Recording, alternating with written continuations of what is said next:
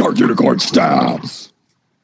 I think Dark Unicorn is a good name for a documentary about the INTJ female. It would be. They do have that name applied to them on the interwebs. It's a good name. Dark Unicorn, really? Yeah, I've seen a few memes and GIFs, macros. All right, well, let's There's make a video. actual TE literature of it. So why is it? Let's have a video right now. I'm here with Waits McGee, Oh, goddamn it. host Eric, I have to host perform for Talking you. Fast People, and we're going to Okay. explore the hidden mysteries of the Dark Unicorn, namely the INTJ female. How many of them are there in the world? Only 3. So Do I have a the real one? rarest We'll of have to all verify. types. Okay, maybe 4. There's one that's Maybe in 4. dispute. Yeah, it's like Only the 3 of them miracles. work. 4 were made and only 3 of them work. We have 2 of those. Well, they're like miracles in the Catholic Church. Yeah. That's to be One's verified. invalid. One's an invalid and can't use any of its brainwaves, and it just drools and sits in the corner. But we know it's an INTJ because it tested as such. Genetically. Yeah. Okay, so let's talk a little bit about INTJ woman. Is she vivacious? Is she a go-getter socially? Does she go out there and make friends all the time? She has a small circle of friends. Like, she's good at making connections through like work and interests she has, is like passions and things she likes, fandoms and different things like that. But Does she mostly, love with a robotic intensity? it's the kind of silent waters run deep, is how I like to describe it. So underneath that cold shell is the burning core, which you could call a robot core, like Iron Man. How much does she TE things around the house?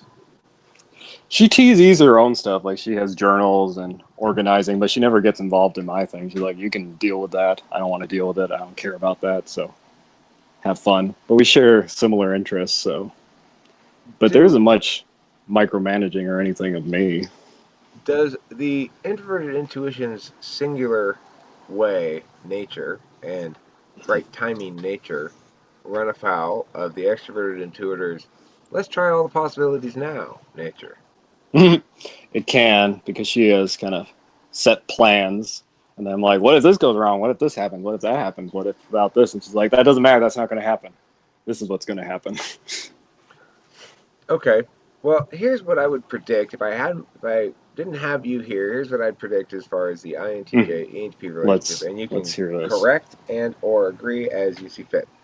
So I would Okay. say, well, first and foremost, the ends are going to complement each other because the objective epistemology of the INTJ is going to assume the truths it deals with are objective, and which means to say they can be symbolized. They're not ineffable. And that is consistent with the extroverted intuitor's desire to do action on those same kind of symbols. So those things are complementary to one another, and if they work in coordination, it seems to me that the INTJ and ENTP could be quite a brilliant combination. I'll co-sign that. Yeah. And then in the second slot, though, you've got your TETI matchup, and they're complementary as well. However, the problem with it in the second slot is that the alternate party has the other one as countervalued. So if there's a dispute, for example, the INTJ is going to say, well, you're not making any sense, or I don't validate your position because you're not linking back to anything practical. You're not telling me how this is going to solve something. There's a bit of that, like, that isn't important, that doesn't relate to the current situation at hand. The TI user is likely to say, well, but the problem here is that you're not being fair, or this isn't logically consistent, or some other axiomatic comparison, and then the TE user is going to get frustrated because they're going to think that's irrelevant, whereas the TI user is going to think that their practical concerns are irrelevant. That's a potential concern for that relationship. In the third slot, the FEFI thing, well, obviously aspirational FI seeks to love, and aspirational FE seeks to be loved. So in that ground, they seem to be complementary to each other. And it wouldn't seem to me to be a big problem. It's just that the FE user is going to have to get used to what FI love it looks and sounds like and accept it as examples of real love in order for it to work, because the FE user is sort of hardwired to expect love to be expressed in FE terms, and the FI user is not necessarily going to coddle your FE very much. Yeah, I don't need too much gushing, to be honest. I grew up around gushy people. I don't really need to endure that. Waits McGee, If we want to talk about Effie you as are gushy. the best gush ratio person I've ever met. You have just the right amount of need for gush. Shut your whore mouth! Thank you, Waits. You are spectacular. Have I told you that? Anyway, Shut your whore mouth! SI versus SE. Your whore mouth! There's shit coming out of it! Another potential point of conflict or a potential point of frustration.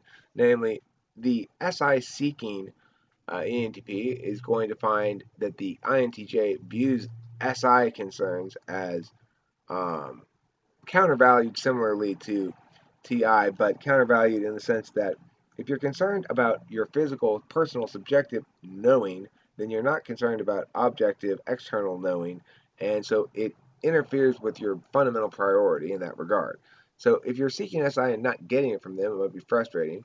If they So you're are saying that's why providing the full, dishes don't get done? yeah, the dishes don't get done. If We you have a don't get it, dishwasher, though. if you don't It get can the do it. SI from the other party, it might be frustrating for the ENTP. If you do get the SI from the other party, it's probably frustrating for the INTJ.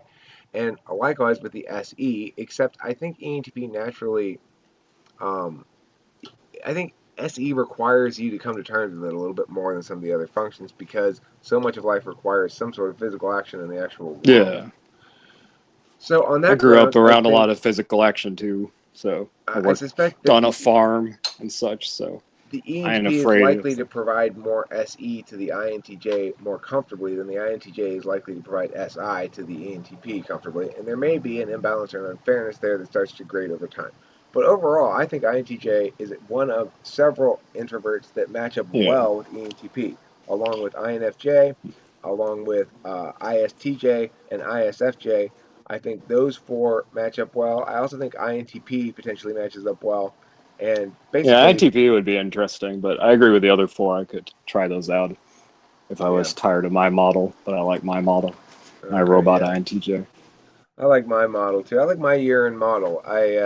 I find that I'm very happy that I'm with somebody the same age as me. We have the same demographic references and stuff. We have the Oh same yeah, we have reference this. points. We have that too. So it It's does make a difference for sure. yeah, it's nice, and I think a lot of older dudes think, oh, I'm 45 and now I'm in a position to be empowered in some regard, and I want a 27-year-old. I don't think you I need do. them perky titties in I my don't think you face. actually do want one. I think you want somebody your own age. I love the fact that Kimberly and I are the same age and we have the same historical reference points. Okay, so and Waits McGee, do you want to comment any on my assessment there? What do you think of it? I think it's mostly fairly spot on. The one thing that mostly appeals about her to me is she's consistently and interesting and dynamic as a person. Like I don't get tired or bored of talking to her.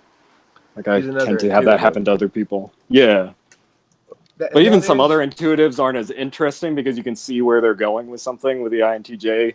Maybe it's my lack of NI. I don't see exactly where she's going. But then when she goes there, it's like, oh, that's the right course of action. Well played.